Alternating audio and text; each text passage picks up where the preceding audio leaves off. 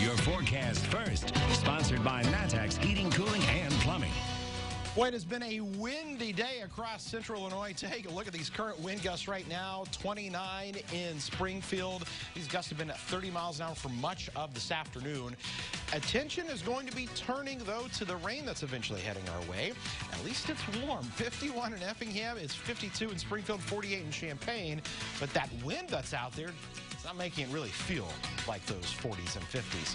We've had a little bit of rain, some very light rain moving across parts of the area here, closer to Effingham, Charleston, Mattoon, but that is only the beginning. You can see a little bit of rain down near Charleston on Roofing Dog INET First Mid-Bank weather camera.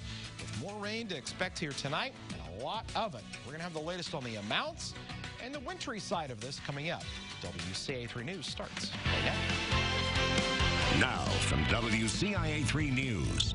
New information on a deadly crash on I-74, who the coroner says was in the car. Plus, 2 restaurants, 2 break-ins at the same time, why police say they might be related. And a county treasurer is resigning. One man wants the office audited, why he says it's necessary.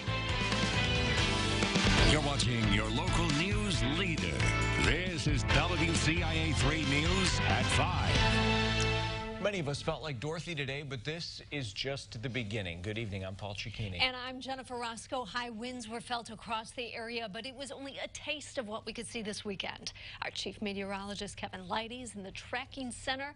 Kevin, it's going to be getting pretty wet, and that's an understatement. Yeah, it really is. Probably some of the most rain that we have seen in a 2 to 3 day stretch in months. There is already a flood watch in effect for everyone here watching us in central Illinois.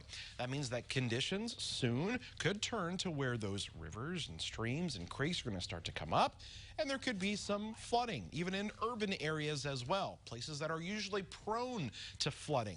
Those are the locations that are really going to get this here, and it really ramps up over the next 24 hours. Here's what we know. Rain starting out tonight. There are going to be several rounds of this rain. Now, the heaviest time frame for this to occur is going to be Friday night. Now, when it's all said and done, 3 to 4 inches of rain looks likely in a very widespread area. Now, if you're looking for the wintry side to this, there could be some ice and snow, but that's going to be closer to I-55 and points to the north and west. Now, I'm going to break down for you more specifically in greater detail exactly where that snow and ice could be, and we'll show you these different rounds and when we may see thunderstorms. That's coming up here in just a little bit. All right, Kevin, thank you. The Champaign County coroner released the names of 2 men who died in a 1-car accident last night. It happened on I-74 near Urbana. 37-year-old Rodney Young was pronounced dead at the scene. 46-year-old Shantez Young later died at the hospital. There were 4 people in the car. 36-year-old Marzette Young was driving. He and the other passenger were taken to the hospital. State police are still investigating the crash. We have an update from Sangamon County. The man police say fired a gun at White Oaks Mall pleaded not guilty in court today. William Harper of Decatur was arrested December 28th after officers say he shot a gun in the mall's parking lot.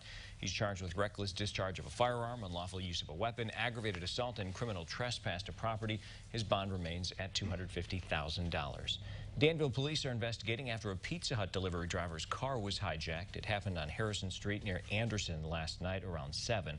The driver says she was out of her car delivering pizza when 3 men, 2 armed with guns, got into her still running car. When she tried to stop them, one of them threatened to shoot her before driving off. Police found the car in an alley near Seminary Street and Bowman Avenue. No one was in it. A pizza and several items had been taken.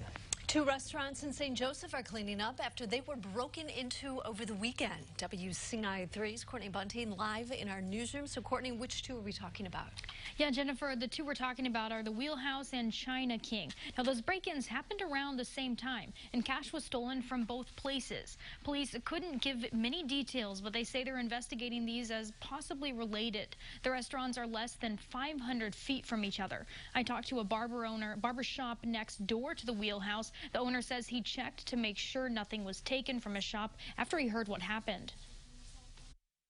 I mean, they're right next door, so I've become pretty good friends with most people, the owners and the people that work there, so it's sad to see that somebody you care about, like, and other people, you know, because they would feel the same, I know, if it was the other way around. Wheelhouse was closed today because of the break-in. They had been closed since New Year's for the holiday and plan to reopen tonight. Instead, they'll reopen tomorrow at 11.